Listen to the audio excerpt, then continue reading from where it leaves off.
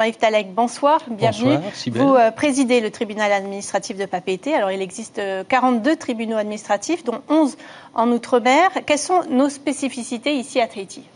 Ici, à Tahiti, il y a des contentieux que l'on ne trouve pas ailleurs, compte tenu de la spécificité locale et du régime d'autonomie. Notamment, le tribunal doit parfois interpréter des dispositions de la loi organique statutaire.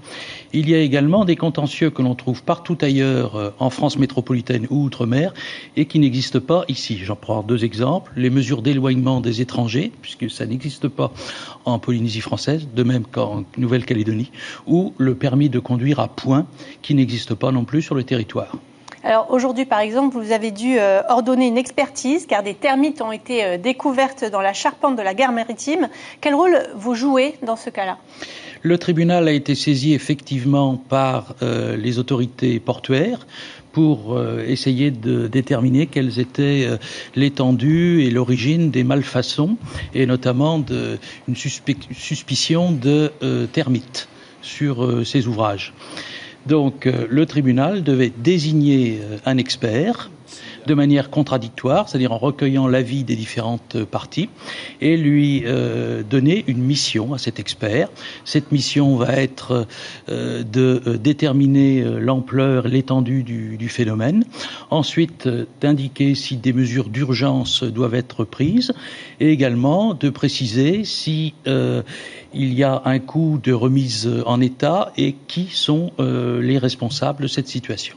Alors, parmi les dossiers que vous traitez également régulièrement, le nucléaire, mais 23 demandes en 6 ans, on s'attend à davantage d'affaires ?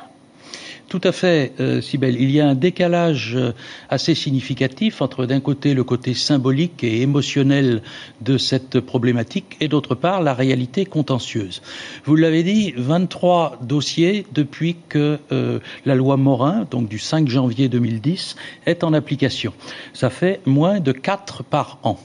Et encore, quand on dit 23 dossiers, ils émanent de 16 requérants différents, puisqu'il y a des personnes qui ont fait plusieurs requêtes. Mais pourquoi il y en a si peu, selon vous ? Parce que tout d'abord, les requérants doivent passer par la procédure du CIVEN, c'est-à-dire qu'ils doivent s'adresser à un comité national d'indemnisation. Et c'est au vu des décisions de ce comité d'indemnisation qui ne leur donne pas éventuellement satisfaction qu'ils peuvent s'adresser au tribunal.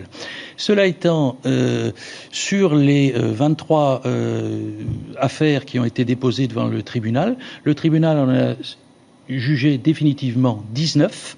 Sur ces 19, il faut bien se rendre compte que 14 ont été rendus de manière allant dans le sens des demandeurs.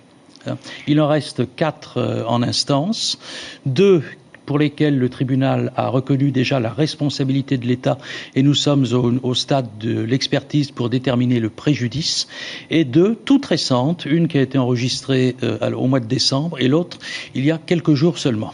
Avec la modification du décret de la loi Morin, est-ce qu'il y aura des conséquences pour vous ? Directement, je ne le pense pas.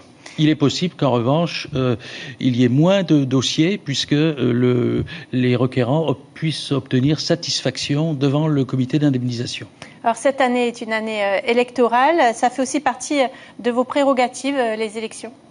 Alors, le tribunal est compétent pour examiner les protestations qui concernent les élections municipales et en 2014, il y a eu une bonne centaine de requêtes dans ce domaine.